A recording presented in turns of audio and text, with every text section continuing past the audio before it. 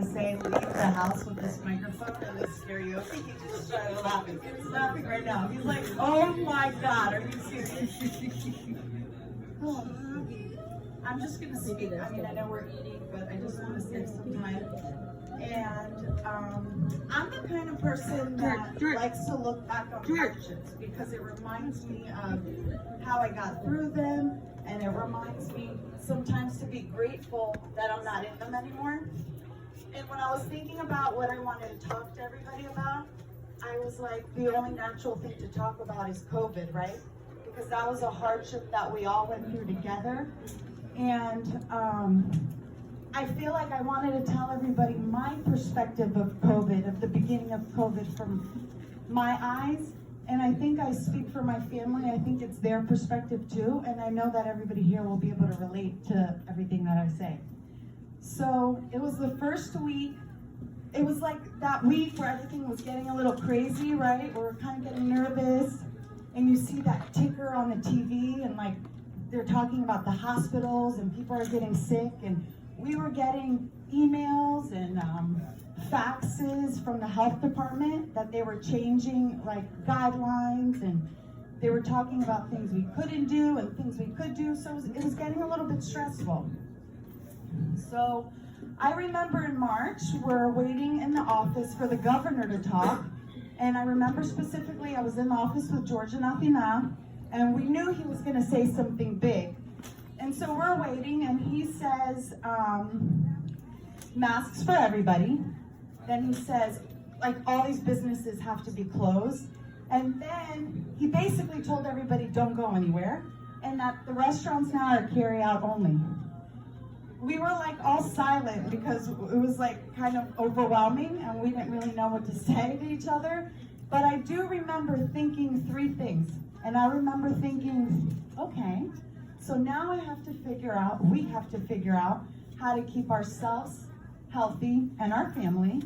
We have to figure out how to keep our team and their families healthy.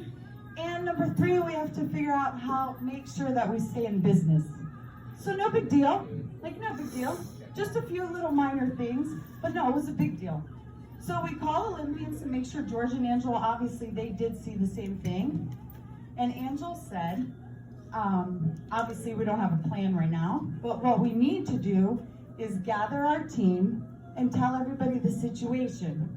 Tell everybody what the health department is telling us, and then make sure, most importantly, we assure everybody that no matter what, we will do everything in our power to make sure that everything's okay.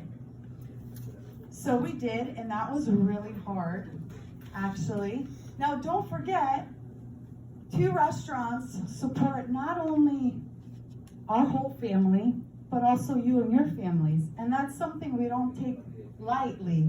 You know, we didn't take it lightly before COVID, during COVID, and will not take it lightly after COVID.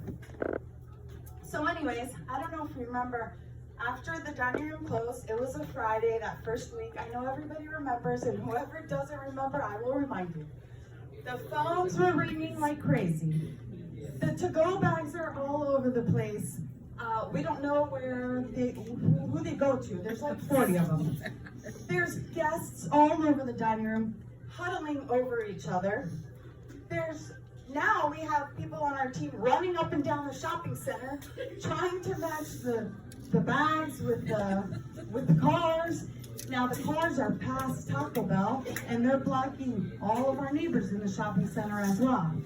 Our guys in the kitchen now have 100 to-go boxes that they have to figure out where they're going to put them and how to gather them together to give them to us quickly. And then on top of that, I was getting Facebook messages from Olympians and Spartans Facebooks of people giving me their to-go orders because they thought our phones weren't working. So, as you can tell, that caused a lot of sleepless nights for all of us. And so I have this book, and in this book I always write down things that I want to work on, things that we could do better, problems that might arise.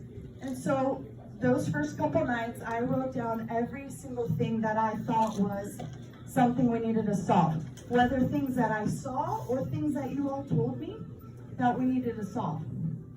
And And there was a lot of stuff on there. There was like a couple pages.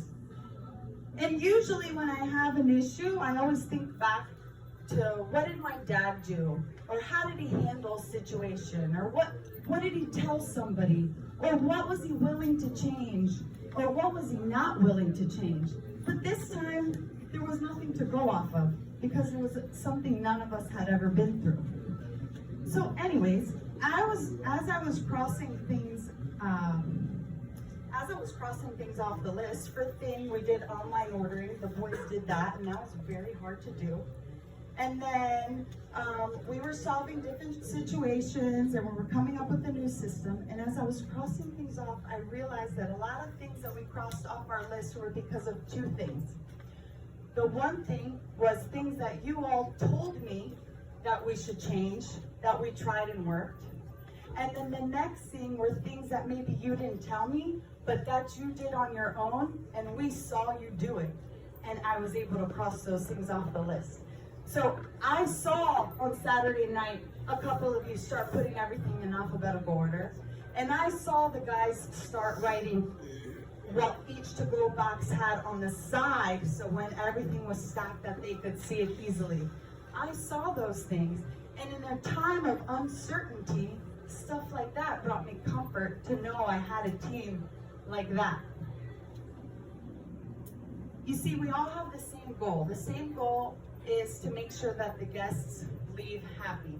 Doesn't matter what position we are in, what job we're doing, we all have the same goal, and everything we do, we affect each other and we affect that. Whether we're kind to the guests, or the plates we give them look awesome, we solve problems, all of those things affect each of us, and then they impact the guests.